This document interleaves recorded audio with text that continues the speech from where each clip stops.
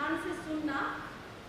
पहले मैं आप लोगों से पूछ रही हूँ, अध्यात्म विकास की आधारशिला, धर्म के मर्म को समझने की चाबी, साधना का प्रथम सोपान, जीवन की पहली किरण, जैन आचार की मूल नीति और जीवन की अनमोल नीति। क्या वो बता सकता है? इन सब का आंसर एक ही है, आत्मा और परमात्मा।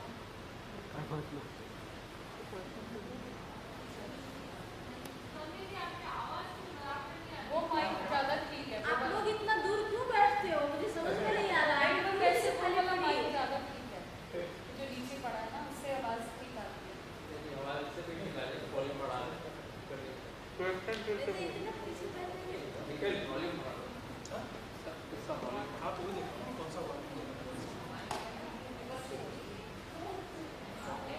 आपको भी श्रम नहीं पड़ेगा क्या बोलने का। वॉल्यूम बढ़ेगा तो आपको श्रम नहीं पड़ेगा। और हम वेरी गुड।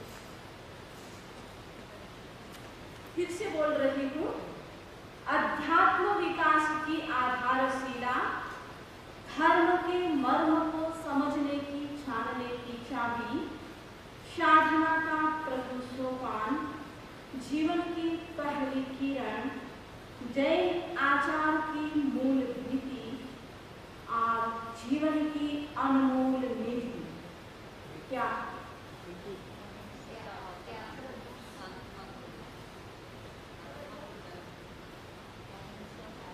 सत्य,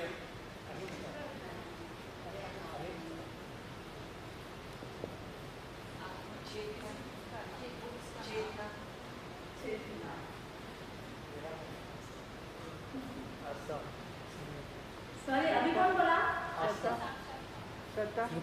जिगर। धन्यवाद जिगर भैया को, धन्यवाद। आस्था, आस्था मीन्स श्रद्धा। और टेक्निकल वर्ड में यदि और हम जाए तो वह है सम्यक्त्व। जो मैं चाहती थी वह आंसर आ गया, इसलिए धन्यवाद। सम्यक्त्व एक ऐसी चीज है कि जिसकी एक किरण को भी यदि व्यक्ति प्राप्त कर लेता है अपने जीवन में, तो वह जीवन की पहली किरण होती है।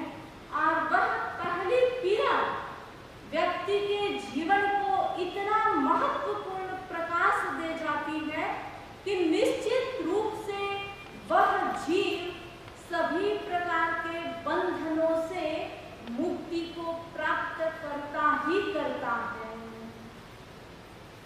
कब करता है?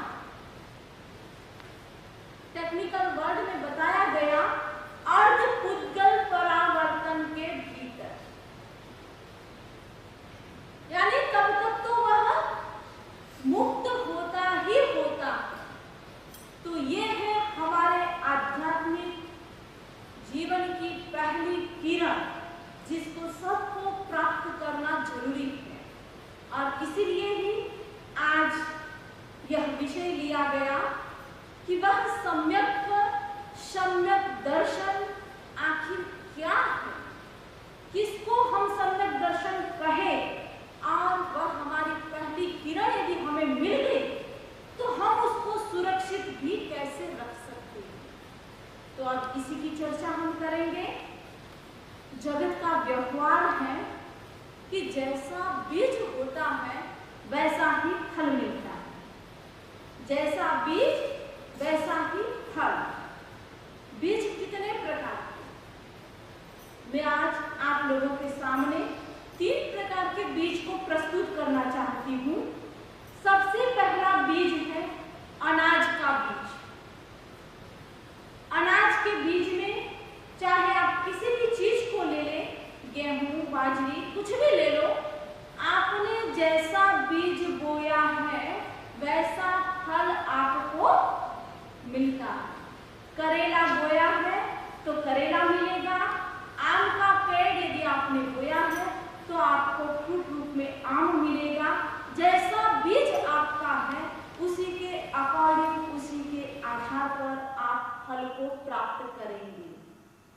दूसरा बीज है कर्म बीज, और ये कर्म बीज राग और द्वेष, ये दोनों कर्म के बीज हैं। इस राग के द्वारा और द्वेष के द्वारा आप कर्म के बीज को बोते हैं, और उस कर्म बीज के फल के रूप में आपको मिलता है संसार। समझ में आया कि राग द्वेष के बीज के आधार पर वो बीज बोया, तो उस बीज को बोने से आपको इसका फ्रूट मिला है संसार। और इसी कारण आज हम सभी इस संसार में 4 गतियों में भ्रमण कर रहे हैं, विविध योनियों में भ्रमण कर रहे हैं।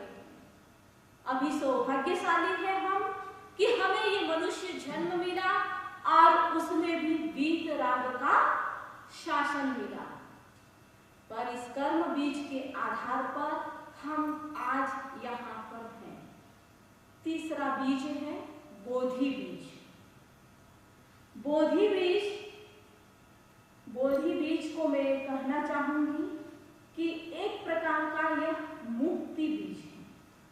बोधि को आप ज्ञान के रूप में भी ले सकते हो, श्रद्धा के रूप में भी ले सकते हो, और आचरण के रूप में भी ले सकते हो। यदि आपने इस बोधि का बीज बोया है तो एक निश्चित समय में या कालक्रम में चलते चलते कभी आपको मोक्ष रूपी फल मिलेगा। मोक्ष रूपी फल देने वाला कौन सा बीज है? बोधि बीज।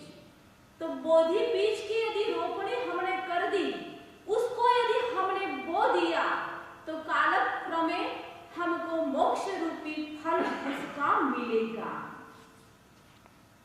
अब बात रही हमें कौन सा बीज बोना है। कौन सा बीज बोना है? इन 3 में से बोधि बीज को बोना है। अब बोधि बीज को यदि बोना है तो उसके लिए आपको पहले थोड़ी तैयारी करनी पड़ेगी, और वो तैयारी हमारा ऐसा मानना है कि यहाँ बैठने वाले लोगों ने तो शायद वैसी तैयारी कर ली थी। निश्चय में तो केवल ही जाने, लेकिन व्यवहार में हम कह सकते हैं कि शायद यहाँ उपस्थित जीवों ने, आत्माओं ने वो तैयारी शायद कर ली है। अब उस तैयारी तो हो गई, वह तैयारी तो आपकी हो गई, पर उसको भी हम अब सुरक्षित कैसे रखें, उसको हम हमेशा कैसे बनाए रखें। और वह बोधि बीज हमारा सम्यक दर्शन। सम्यक दर्शन, सम्यक दर्शन हम किसको कहें? जिनके पास परफेक्ट नॉलेज है, और उन परफेक्ट नॉलेज वाले व्यक्ति ने जो भी कुछ कहा, उन पर हमारी पूर्ण श्रद्धा, उन पर हमारा पूरा विश्वास, यदि ऐसा है तो वह है सम्यक दर्शन। और वह सम्यक दर्शन, उसके बिना व्यक्ति न तो सही आचरण कर सकता है और न ही सही ज्ञान कर सकता है। यदि करता भी है तो वह सारा उसका प्रयास निरर्थक है, उसका कोई भी फल उसको मिलने वाला नहीं है, आध्यात्मिक फल मिलने वाला नहीं है। क्यों? जे समकित बिन में चारित्र निकिरिया रे,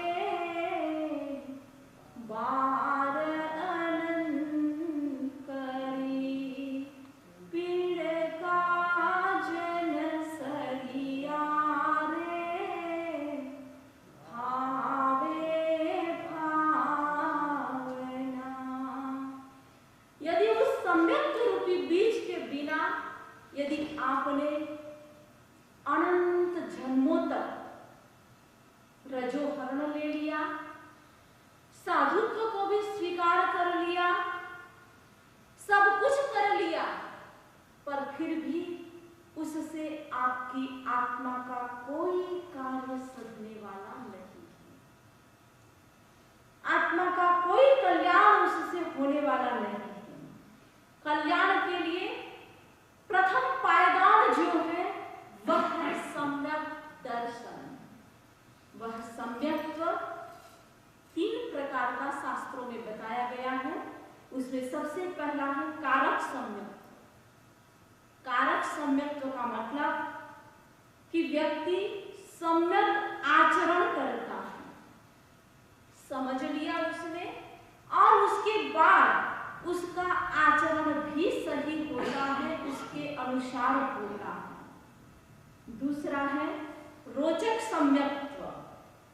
रोचक का मतलब है कि सद अनुष्ठान, यानी वो धर्म में रुचि तो रखता है पर वैसी क्रिया नहीं करता, उसके अकॉर्डिंग क्रिया नहीं करता, आचरण नहीं करता, वो है रोचक सम्यक्त्व। जैसे हम कह सकते हैं राजा श्रेणिक का। श्रेणिक बौद्ध धर्म का अनुयायी था और चेलना को प्राप्त करने के लिए, चेलना जैन धर्म की पक्की श्राविका थी, महाराज चेटक की पुत्री थी, उसको प्राप्त करने के लिए श्रेणिक ने जैन का बाना पहना, प्रवचन में आकर के सबसे आगे बैठता था, पर सिर्फ किस लिए? दिखावे के लिए कि यदि मैं जैन होऊंगा तो ही मुझे चेटक अपनी पुत्री देंगे, अन्यथा वो मुझे अपनी पुत्री नहीं देंगे। इसलिए एक ऐसे श्रावक बनने का उन्होंने बाना पहना। तो ये क्या है कि लोगों को दिखावे के अनुसार तो उसने वैसा किया, लेकिन वो जो श्रद्धा का बीज जो होना चाहिए वो श्रद्धा का बीज नहीं था। तीसरा है दीपक सम्यक्त्व। दीपक सम्यक्त्व तत्व श्रद्धा, उसके द्वारा वो दूसरों में तत्व श्रद्धा को उत्पन्न कर सकता है व्यक्ति, लेकिन खुद कोरा घड़ा रह जाता है। समझ में आ गया ना कि दूसरों को वो तत्व श्रद्धा दूसरे जीवों में वो उत्पन्न कर सकता है, लेकिन स्वयं कोरे घट की तरह रह जाता है। तो कारण में कार्य का उपचार करने से इसको दीपक सम्यक्त्व के रूप में बताया गया। और ये सम्यक्त्व अभवी जीव जिसमें मोक्ष जाने की योग्यता नहीं है, और वैसे भवी जीव जिन्होंने वैसे भवी जीव कि जो नाम से तो भवी है लेकिन पता नहीं मोक्ष जा सकेंगे या नहीं जा सकेंगे। तो मिथ्या दृष्टि भवी जीव ये इसके अधिकारी बनते हैं। हमें यह सोचना है कि हमें अपने सम्यक्त्व को पुष्ट करने के लिए, सम्यक दर्शन को पुष्ट करने के लिए दर्शन की परिभाषा को अच्छी तरह से समझना होगा। दर्शन किसको कहें? अध्यात्म के आधार पर यदि हम दर्शन शब्द की विवेचना करें तो वहां बताया गया दंसेयी मोक्षमग्गम, यानी जो मोक्ष मार्ग को दिखाता है वह दर्शन है। जो बंधन से मुक्ति की ओर अग्रसर करता है, उसके रास्ते को दिखाता है, वह है दर्शन। और यह दर्शन हमारे जीवन रूपी बगिया में एक बार यदि इस दर्शन का फूल खिल गया तो हमारे जीवन की बगिया हमेशा हमेशा के लिए हरी रह सकती हैं, हमेशा हमेशा के लिए खिल सकती हैं। और यदि एक बार भी नहीं खिला वह फूल तो वह जीवन बगिया कभी भी पूर्ण रूप से खिलने का अवसर प्राप्त नहीं करेगी, उसको पूर्ण रूप से खिलने का अवसर प्राप्त नहीं होगा। और खिल गया तो आप लोग सब जानते हैं कि यदि पानी गर्म हो, बहुत उबलता हुआ पानी, एकदम उबल रहा है पानी, तो क्या उस उबलते हुए पानी में भी अग्नि को बुझाने की ताकत है या नहीं? ताकत है। उबलता हुआ पानी स्वयं गर्म है, लेकिन फिर भी वह उस गर्मी अग्नि को बुझा सकता है। वैसे ही जिस जीवन ने इस दर्शन को प्राप्त कर लिया, इस सम्यक को प्राप्त कर लिया, वह जीव वैसा कसाय कभी नहीं करेगा जिससे उसकी आत्मा बहुत अधिक तप्त हो जाए। कहने का मतलब कि इस सम्यक रूपी जलधारा में व्यक्ति के उत्तप्त कसाय को भी शांत करने की क्षमता है। और जब ये चीज हमारे पास आ जाती है, आप लोगों ने खजूर का पेड़ देखा है?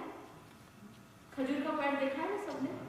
जैसे खजूर का पेड़ है और यदि उसके ऊपरी भाग को काट दिया जाए तो फिर उस खजूर के पेड़ में वापस कोई आगे बढ़ने की क्षमता रहती है क्या? नहीं रहती। क्यों? उसका मूल तो सुरक्षित है। मूल सुरक्षित है या नहीं? ऊपर से आपने उसको काट दिया है, पर मूल तो सुरक्षित है, तो वो क्यों नहीं बढ़ेगा? When you cut the top off, there is no photosynthesis. That's why it doesn't grow anymore.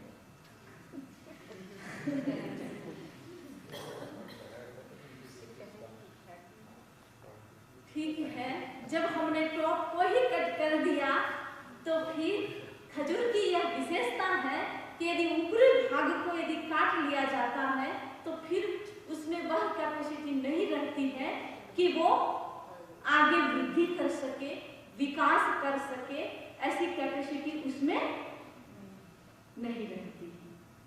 ठीक वैसे ही जिस व्यक्ति ने मिथ्यात्व को, यानी जो मिथ्यात्व की जड़ है, उस मिथ्यात्व की जड़ को काट देगा तो फिर संसार भ्रमण की उसकी कैपेसिटी जो है वो अपने आप डाउन होती चली जाएगी। उसकी वृद्धि की कैपेसिटी उस जीव में नहीं रहेगी। जो हम कहते हैं कि 84 लाख योनियों में वह जीव भ्रमण करता रहता है, उस 84 लाख योनि में भ्रमण करने की, संसार समुद्र को बढ़ाने की उसकी कैपेसिटी है, वो नहीं रहेगी। वो अपने आप में अपनी आत्मा को इतनी पवित्र कर लेगा कि जिसके कारण वो आगे से आगे बढ़ता जाएगा, लेकिन संसार समुद्र को वृद्धि नहीं करेगा। वो वृद्धि यदि करेगा तो आत्मा की वृद्धि करेगी और किसी चीज की वृद्धि नहीं करेगी। इसीलिए ही प्रभु महावीर ने आचारांग सूत्र में कहा, सम्यक्त दंसी न करे पाव। सम्यक्त दर्शी, सीधी भाषा में जिसने अपने दृष्टिकोण को सम्यक बना लिया है, वह व्यक्ति कभी भी पापकारी प्रवृत्ति को नहीं कर सकता।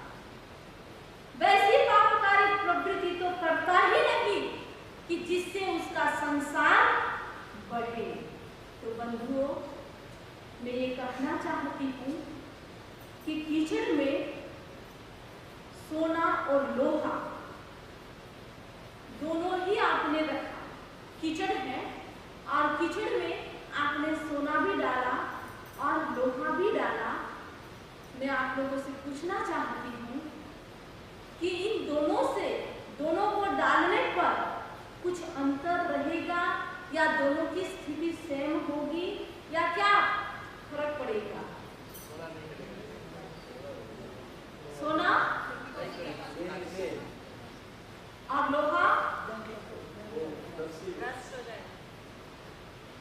ठीक है कि कीचड़ में डाला तो हमने दोनों ही चीजें, लोहा भी डाला है और सोना भी डाला है, पर सोना अपने मूल रूप को सुरक्षित रखेगा और जो लोहा है वह उसके ऊपर जंग आ जाएगा।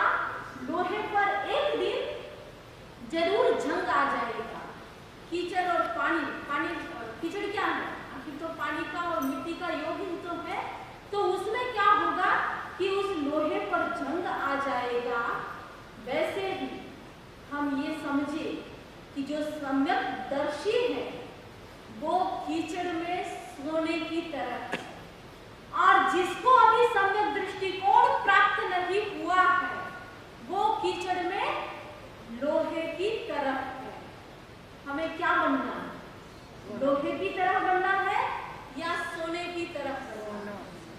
सोने की तरह। क्यों? वापस जंग न लगे, ठीक है ना? एक बार हमने अपने जंग को साफ कर लिया है तो जंग को साफ कर लिया, अब वापस कहीं वो जंग चढ़ नहीं जाए उसके लिए हमें सोने की तरह बनना है। और ये सोने की तरह यदि हमको बनना है तो उसके लिए सबसे पहली शर्त है think positive, be positive and act positive.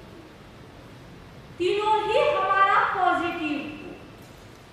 मुझे संस्कृत का एक मार्मिक श्लोक याद आ गया कि व्यक्ति का दृष्टिकोण भी कितना पॉजिटिव होता है। कभी कभी आश्चर्य होता है कि ऐसे समय में भी व्यक्ति किस प्रकार अपने दृष्टिकोण को सम्यक बनाए रखता है। तब मन में आता है कि वास्तव में ही उस व्यक्ति ने इस सम्यक दर्शन की गंगा में स्नान किया है, इसीलिए ही वो ऐसी परिस्थिति में भी अपने दृष्टिकोण को सही रख पाया। श्लोक में बताया गया कि एक निंदक मतलब निंदा करने वाला, और जो निंदा करता है वो हमेशा सामने नहीं करता। सामने करता है क्या? पीठ पीछे करता है। जब वो व्यक्ति सामने न हो तो दूसरों के सामने करेगा और दूसरों के थ्रू उसके पास बात भले ही चली जाए पर निंदा वो सामने नहीं करता। तो बहुत बड़ा निंदक, और उस निंदक ने एक व्यक्ति की, एक सज्जन व्यक्ति की ऐसी निंदा की कि शायद सज्जन ने कभी वैसा आचरण अपनी लाइफ में नहीं किया था, पर उस निंदक ने सज्जन को छोड़ा नहीं और बहुत निंदा की उसकी। जब सज्जन को पता चला कि इसने मेरी इस तरह की बात कही है, उसने कुछ रिएक्शन नहीं किया, चेहरा नहीं बदला, हाव भाव नहीं बदला, और वह सज्जन निंदक के पास जाता है, उस व्यक्ति के पास जाता है और पास जाकर उसको कहता है, निंदक त्वाम सदा स्तोमि, निंदक त्वाम सदा स्तोमि, कि हे निंदक मैं तुम्हारी स्तुति करता हूं, तुम्हारी स्तुति करता हूं, मैं तुम्हारी प्रशंसा करता हूं। अरे भाई, मेरी प्रशंसा? और क्यों? किस लिए मेरी प्रशंसा? कि तुमने मेरे पर बहुत बड़ा उपकार किया। मातृतोमि हितो मम, कि तुम मेरी माता से भी मेरे अधिक उपकारी हो। अच्छा, मैं माता से भी अधिक उपकारी हूँ? कहते तो हम ऐसा है, भूलो भले बीजू बधू माँ बाप ने भूल सो नहीं, और आप ऐसा कह रहे हो कि मेरी माता से भी आप मेरे अधिक उपकारी हो। तो यह कैसे? बहुत ध्यान से सुनने की बात है। सज्जन ने कहा कि तुम मेरे उपकारी कैसे हो, मैं अभी तुम्हें बताता हूँ। माता मलम स्वहस्ताभ्याम जिह्वया क्षालयत्यशो, मेरी माता ने जब मैं छोटा था अपने हाथों से साफ किया। जब भी मैं समझता तो था नहीं कुछ, तो मेरे मन को अपने हाथों से माता ने साफ किया। इसलिए माता तो उपकारी है ही, पर माता से भी अधिक उपकारी आप इसलिए कि तुम मेरे मन को अपनी इस जिह्वा से साफ कर रहे हो। जिह्वा से ही तो किया, निंदा कहाँ से की जाती है? जीभ से ही तो निंदा करते हो, प्रशंसा भी जीभ से करते हो और निंदा भी जीभ से करते हो। तो तुमने तो मेरे मन को जीभ से साफ किया है, तो तुम कितने बड़े उपकारी मेरे। डे टू डे लाइफ में मैं ये कहना चाहूंगी कि यह है व्यक्ति का सम्यक दृष्टिकोण, पॉजिटिव आउटलुक, कि किस प्रकार उसने ऐसी चीज को भी विधायक भावों में परिणत कर दिया। और ये विधायक भाव के लिए यदि आपके पास ये आ गया तो उसके लिए उसके बाद न तो आपको कोई ज्ञान की जरूरत है और न ही कोई चारित्र की जरूरत है। सिर्फ एक से भी आप अपने आप को आगे की ओर बढ़ा सकते हो, विकास की ओर अग्रसर कर सकते हो। और इसका उदाहरण भी हमें बहुत मिलते हैं। एक दिशा सूचक यंत्र, जानते हो दिशा सूचक यंत्र को? दिशा सूचक यंत्र को आप कहीं पर भी रखो, उसका झुकाव कहाँ होगा? कहाँ होगा उसका झुकाव? ध्रुव की ओर। उसका झुकाव चाहे कहीं पर भी आप रखो, उसका झुकाव तो वहीं पर ही होगा। नदी का प्रवाह चाहे किधर ही मुड़ जाए, कभी बीच बीच में पत्थर और आ जाते हैं, तो बहती हुई नदी अपने रास्ते को भी मोड़ देती है, तो उसका प्रवाह कहीं दूसरी जगह भी मुड़ जाता है। पर वह नदी किसकी ओर बढ़ती है? समुद्र की ओर। कुमुद को कभी देखा है? कुमुद का फूल देखा? कुमुद वो भी चाहे कहीं पर भी उगा हुआ हो, किसी भी जगह पर हो, पर उसका मुंह कहाँ होता है? मुंह किसकी ओर होता है उसका? चंद्रमा की ओर। कुमुदमुखी बोलते हैं ना, सूर्यमुखी कुमुदमुखी। सूर्यमुखी सूरज की ओर है और कुमुद है वो चंद्रमा की ओर। तो कहीं पर भी वह उगा हुआ हो, उसका मुंह होगा चंद्रमा की ओर। शायद किधर ही ध्यान दे करके चल रहा हो, कैसे भी चल रहा हो, उसकी चाल कैसी ही हो, पर उसकी नजर कहां पर होती है? क्या बात है? उसकी नजर मणि पर टिकी हुई होती है। सुना है या नहीं कभी? सांप के पास मणि रहती है, उसकी नजर मणि पर टिकी हुई होती है। एक पनिहारी, यहाँ तो काम नहीं पड़ता, पर गांव में जाओगे और इंडिया में आप देखोगे तो बहनें पानी भरने के लिए दूर दूर तक जाती हैं, और चाहे वह किधर ही देख रही है, पानी भर के आई, खड़ा उसके सिर पर है, वो बात भी कर रही है, इधर उधर देख भी रही है, पर आखिर उसकी नजर किस पर टिकी हुई होती है?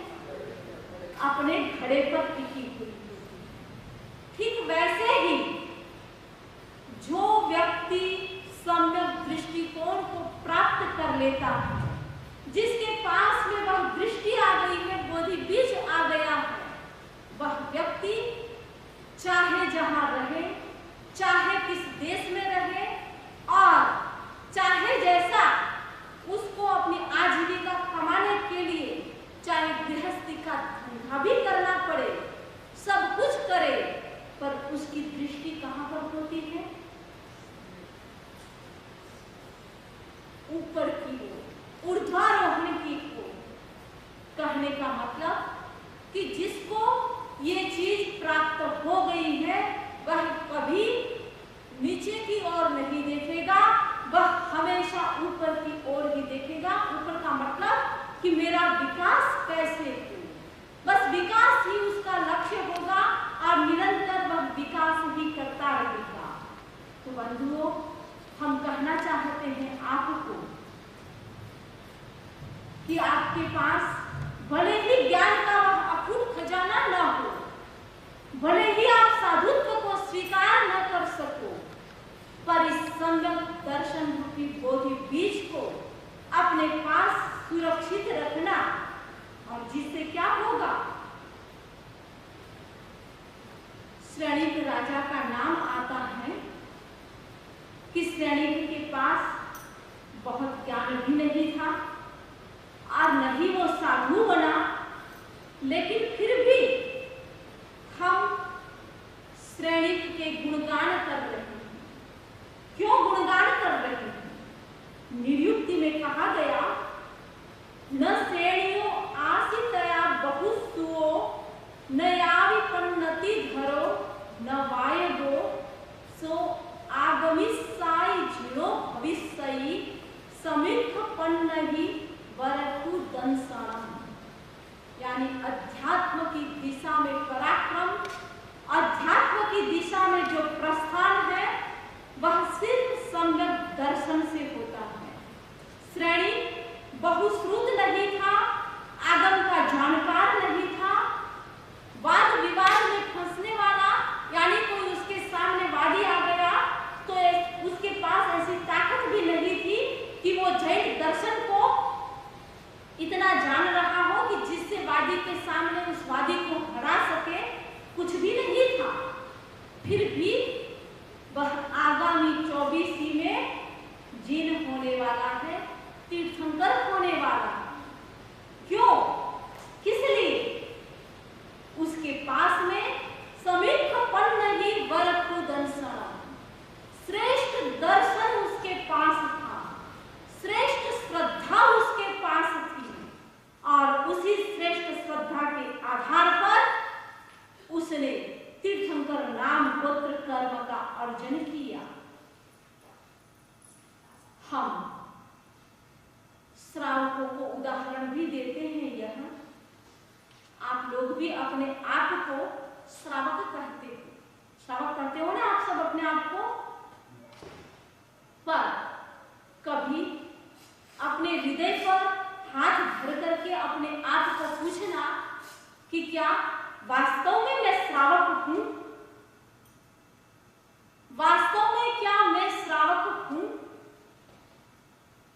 कई बार हम बताया करते हैं कि वास्तव में सही श्रावक कौन? आज के इस तथाकथित श्रावकों को गर्व के साथ श्रावक कहते हुए देखकर एक कवि ने एक पहेली बताई, पहेली ही पूछ डाली, और उस पहेली का महत्वपूर्ण सार जो है उससे आपको पता चलेगा कि मैं श्रावक हूं या नहीं। पहले जानने की इच्छा है क्या? बता दूं आपको?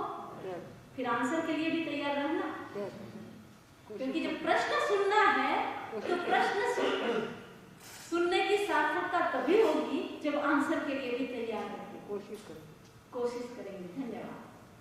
पहली है 12 भूल्यो, 12 भूल्यो 14 चूक्यो नहीं जाने 6 कायारा नाम। 12 भूल्यो 14 चूक्यो नहीं जाने 6 कायारा नाम। नगर ढेरो पीटियो श्रावक मारो नाम। समझ में आ गया? 12 व्रत नहीं पाले, 14 गुण सब नहीं जानते अपने आप को श्रावक कैसे कहते हैं। हाँ। 12 भूलियो, आज का श्रावक 12 चीजों को भूल गया है। और वो 12 चीज कौन सी है? वापस में आप लोगों को याद दिलाना चाहूंगी कि अपने प्रसंग तो छेड़ दिया, लेकिन कोई भी बंदा ऐसा नहीं कमली जी, आपने वो 12 व्रतों के श्रावक की चर्चा तो की, पर अब आप हमको कब त्याग दिलाने वाले हो? कब आप हमको 12 व्रती श्रावक बनाने वाले हो? आया क्या वंदा में कोई आपके पास? लेकिन वंदा में हम पुराने लोगों ने तो ले चुके हैं। कितने लोगों ने लिया है? हाथ खड़ा करो। कितने? इसमें से बैठे हुए आई थिंक मुश्किल से कोई 2 या 3 मिल जाए। एक ही है। हाँ। एक ही श्रावक है। नहीं, कम से कम एक तो है ना, अपनी इज्जत स्वतंत्र जी के लिए वो मीना बहन आई थी आज त्याग करने। हाँ, मीना बहन तो इस मीना बहन को तो अपन ने ही रोका अभी। बिमला का भी अच्छा लिया। तो किसी ने भी नहीं कहा। तो ध्यान दीजिएगा कि यदि आपको गर्व के साथ श्रावक की अनुभूति करना है और गर्व के साथ अपने आप को जैनी श्रावक कहना है, तो क्या करना होगा आपको? इस 12 चीजों को भूल मत जाना कभी। 14 चुकियो। 14 क्या है? 14 नियम। अभी पर्युषण महापर्व की साधना आराधना आप कर रहे हैं। मैं पूछना चाहती हूँ, कितने ऐसे भाई बहन हैं जिन्होंने प्रतिदिन 14 नियमों की सार संभाल की? बाकी दिनों में नहीं भी करो कोई बात नहीं, विशेष आराधना के पर्व में, विशेष समय में आपने अपनी आत्मा का साथ देने के लिए क्या इन 14 नियम को याद किया? 1 2 3, ठीक है? ध्यान रखना। वापस बोल रहे हैं कि जैनी श्रावक कह रहे हैं हम अपने आप को, नहीं जाने 6 काया नाम। अच्छी बात है, यहाँ 6 काय के नाम तो सब जानते हैं। अच्छा, लगभग आई थिंक आप परीक्षा कर लो ना अंदर ही। इतने लोग जानते हैं, हाथ खड़े कर दो। है ना, 6 काय वनस्पति क्या काय है? वही ना।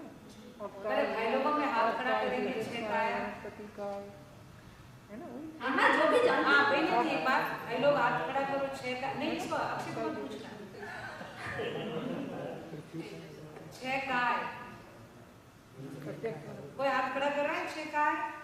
अरे भाई में तो एक भी हाथ खड़ा नहीं हुआ है। ठीक है। 3 तो आते मुझे। हाँ? 2 कौन सा भाई? वो 3 योग में आएगा मतलब, योग है राइट? 6 काय में कौन आएगा? 6 काय वो नहीं है। पृथ्वी का है, हाँ, पृथ्वी काय, काय, हाँ भाई, तेजस का है, तेजस काय, वनस्पति का है, वनस्पति काय, मेरा सुन लिया। त्रस काय, हाँ, सब मिलकर के पूरा हो गया।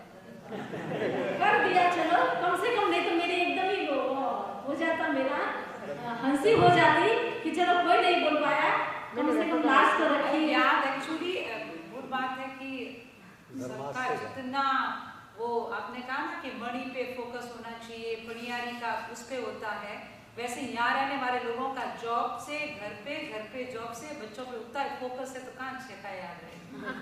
तो ऐसा ही फोकस है तो वो जरूर जज करेंगे कि अभी हमने मूल बोधि बीज को डिटेल में किया भी था, याद है वो? लेकिन बंदा भी बच्चे को तैयारी कर रही है।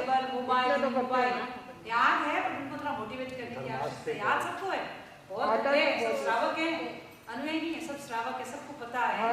पर थोड़ा सा हमको है ना क्लू देना पड़ेगा, जैसे बच्चों को। मतलब वो वोकैबुलरी में थोड़ा प्रॉब्लम होती है ना, हर रोज सुनती नहीं। हाँ, नहीं पास हो गए। अच्छी बात है, पास हो गए। बड़े सम्मेलन ने पास कर दिया तो मुझे कोई दिक्कत ही नहीं है। और मुझे गर्व है उल्टा ना ये कि जहाँ हम कुछ बता रहे हैं, जहाँ हम हैं, वहाँ वास्तव में ही श्रावक है। तो कम से कम हमारा बोलना भी उन लोगों के बीच में सार्थक हो रहा है, इसलिए हमको भी गर्व हो रहा है।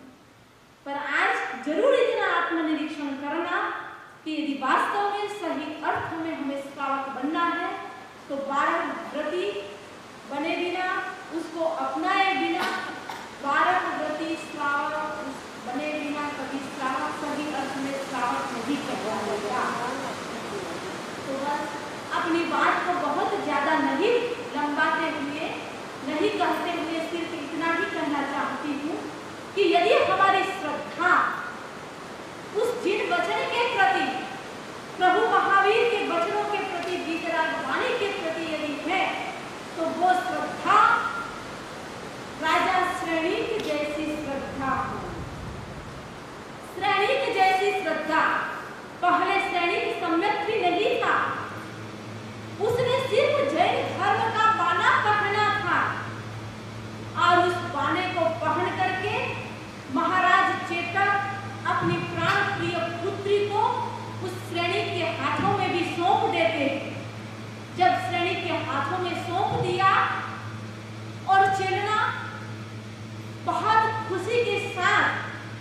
जिसको अपना पति माना था, जब घर पर आती है, राजमहल में देखती है कि यह क्या, ये तो पूरा ही विपरीत, जो ढोंग रचा गया था उससे बिल्कुल ही विपरीत। और चेतना पर भी श्रेणीक ने असर डालना प्रारंभ किया, जबरदस्ती भी की कि तुम भी बौद्ध धर्म की अनुयायी बनो। पर वो पक्की श्राविका थी, तो उसने अपने पति को भी, एक दिन ऐसा आया कि पति के हृदय को भी बदल दिया, और वास्तव में भी वह राजा श्रेणी जैन धर्म का पक्का अनुयायी बना। पक्का अनुयायी ही नहीं, महावीर का पक्का श्रावक बन गया, और महावीर को भी उस श्रेणी पर नाज था। कैसे? जब श्रेणी पर विपत्ति आई, उसके खुद के बेटे ने जब उसको कैदी बना डाला श्रेणीक को, और हमेशा के रोज के उसकी पीठ पर कोयड़े मारे जा रहे बेटे के द्वारा, ऐसी परिस्थिति में भी श्रेणीक के मुंह से निकलता है क्या? कोई हमारे जैसा होता तो ये कह देता कि महावीर अभी इस साक्षात इस धरती पर विचरण कर रहे हैं और मेरी ही नगरी में है, लेकिन फिर भी मुझे संभालने के लिए नहीं आए, और मैं तो उनका पक्का श्रावक, उनका नाम स्मरण कर रहा हूँ, मेरे गुरु कैसे? श्रेणीक ने ऐसा नहीं सोचा। श्रेणीक ने क्या सोचा, क्या कहा कि धन्य है मेरे गुरु को, जिस गुरु के कारण मेरा बेटा मुझे कैद में डाले हुए है, लेकिन फिर भी उस बेटे पर मेरा समता भाव है, और मैं ये सोच रहा हूँ कि मेरे ही कर्मों का कोई उदय है, जिस कारण से मेरा बेटा ही मुझे कैद में डाल मेरे बेटे ने ही मुझे कैद में डाला। और यदि मेरी समता भाव, मेरा समता भाव रहा है तो और किसी कारण नहीं, सिर्फ महावीर की बदौलत। बंधुओं, यह है सच्ची श्रद्धा, और ऐसी श्रद्धा कि जिस श्रद्धा ने श्रेणी को एकावतारी बना दिया। अब श्रेणी पहले आयुष्य का बंधन होने के कारण नरक में तो चला गया, लेकिन नरक से निकल करके यहाँ आएगा, मनुष्य जन्म को प्राप्त करेगा। सिर्फ मनुष्य जन्म ही नहीं, लेकिन महावीर जैसा तीर्थंकर बनेगा। किसकी बदौलत? एक श्रद्धा की बदौलत। तो बस श्रद्धा की बदौलत हम भी अपने आप को वैसा तैयार कर लें कि एक दिन हम सभी बंधनों से मुक्त होकर शाश्वत सुख का, शाश्वत आनंद का अनुभव कर सके। इसी आशा के साथ ओम अरहम ओम।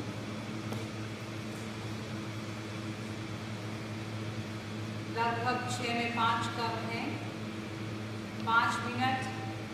जैसा कि आप लोगों को विधि दी है कि आज का दिन हम कौन से दिन के रूप में मना रहे हैं? व्रत दिवस। स्वामी जी ने अभी कहा ना, श्रावण के 12 व्रत, 14 नियम, यानी त्याग का, नियम का जीवन में बड़ा महत्व है। और मैंने कल भी कहा था कि यदि त्याग न करें तो व्रती श्रावक की कैटेगरी में नहीं आ पाए। उसकी चर्चा और करेंगे समय आने से। कल आगे कुछ 2 दिन अभी बाकी है, थोड़ी चर्चा और कर लेंगे। लेकिन आज का दिन हमने कहा था कोई उपवास करना, कोई एकासन करना, कोई पियासना। कम से कम इतने लोग बैठे हैं तो खाली तो किसी ने खाया, खुला तो किसी ने खाया नहीं होगा। खुला मीन्स बिना त्याग। त्याग नहीं क्या है? अंदर किचन में गए, थोड़ी मुंह में छुरी डाल दी, थोड़ा आप बाहर गए, कुछ और टी या चाय और पी लिया, कहीं और बाहर गए, कुछ और खा लिया। ऐसा तो नहीं किया है ना आज? किसी ने कम से कम त्याग किया ना, घंटे, 2 घंटे, 4 घंटा, 5 घंटा। और अब सूर्योदय से पहले त्याग भी कर लेना, ताकि ठीक से समय पर खाना खाओगे तो समय पर त्याग भी कर पाओगे। इसलिए मैं ज़्यादा लंबाऊंगी नहीं। कल जिन्होंने मौन व्रत किया था, काफ़ी लोगों ने अच्छा मौन व्रत किया, तो उनके लिए भी कुछ स्वतंत्र जी सारे वो लिस्ट दो काफी लोगों ने अच्छा मौन किया है। देखो, मौन का मतलब बोलने का त्याग, और हमने कहा था वोकल कॉर्ड का कायोत्सर्ग। काफी लोगों ने वोकल कॉर्ड का कायोत्सर्ग किया है, और जिन्होंने वोकल कॉर्ड का कायोत्सर्ग किया है उनके लिए सबसे बड़ा गिफ्ट है। और गिफ्ट ये है कि भगवान के जितने 24 तीर्थंकर हैं, और 24 तीर्थंकर के जितने भी कल्याणक हैं, जन्म, दीक्षा, निर्वाण, राइट, जितने भी ये कौन सा सन संवत, सिर्फ एक कैलेंडर आपको दिया जाएगा। उस कैलेंडर में आप 24 ही तीर्थंकर की कोई भी तिथि को आप देख सकते हैं, जो चाहो। ठीक है, तो ये नाम है और ये चीजें आप अजय खटे हाँ कितना किया, साथ में भी बोलो। 4 hours.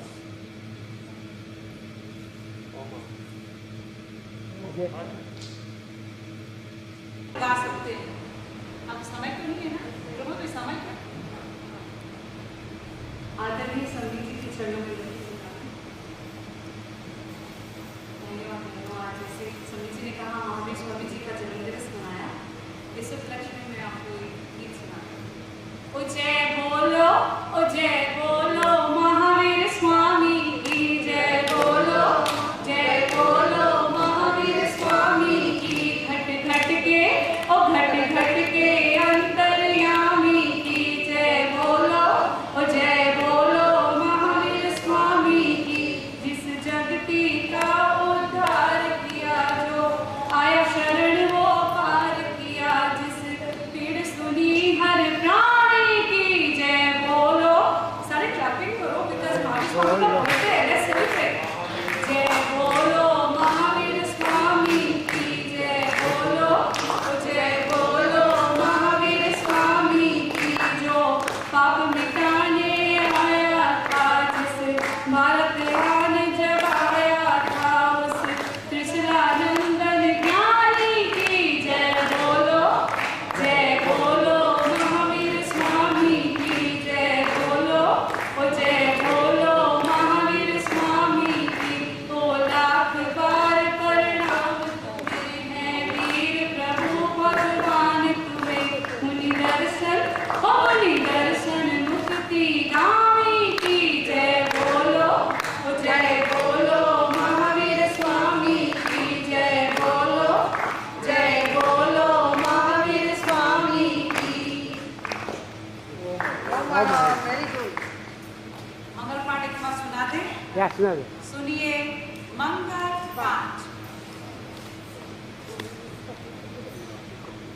दोनों हाथ जुड़े हुए, आंखें कोमलता से बंद।